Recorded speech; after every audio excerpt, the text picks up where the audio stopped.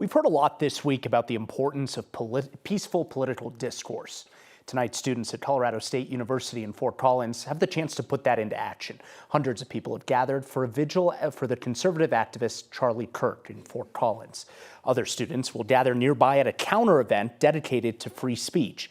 Kirk's student organization, Turning Point USA, has organized the vigil at Canvas Stadium. It started just a short while ago. Kirk had been scheduled to speak at CSU tonight before he was shot and killed during a speaking engagement last week in Utah. Instead, attendees at tonight's vigil will hear from conservative commentators, former gubernatorial candidate Heidi Ganahl, and televangelist Andrew Womack. There will also be a counter event near the stadium at CSU's Laurie Student Center at 6:30. That event has a tagline for free speech against political violence. It's hosted by Political Review and its CSU chapter. CSU says they're not involved in planning either event, but they offered up their facilities to support student safety. CSU says they're working with local, state, and national law enforcement on security. Both events are subject to CSU's typical game day security measures, including metal detectors and a clear bag policy. And a new state law passed last year makes it illegal to carry a firearm on any college campus in Colorado. Now, prior to Kirk's death, Charlie Kirk's campus events were often subject to counter-protests and heated debate. So tonight's polarization is perhaps nothing new. Our Spencer Soischer is in Fort Collins, where he spoke to political experts about some of the factors contributing to a growing sense of political divide. This was supposed to be the second stop on Charlie Kirk's campus tour, Colorado State University. The first stop, Utah Valley University, where he was shot and killed last week. But even before the assassination, there was plans for a counter event tonight, and that's still happening.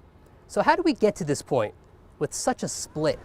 We saw that, a spike in the 60s in an era of, intense social unrest around the civil rights movement. DU political science professor Philip Chen points out that political violence and assassination attempts are not new, though it may feel like it's happening more. In many ways, you might think of Charlie Kirk as a leader of a political movement. I mean, he's the founder of a major political action group. While both sides claim the other is intolerant and more politically violent, Chen says there's not enough data to point either way. The patterns are hard to deduce because they're still rare events. Politically motivated violence isn't new, perhaps because political polarization isn't either.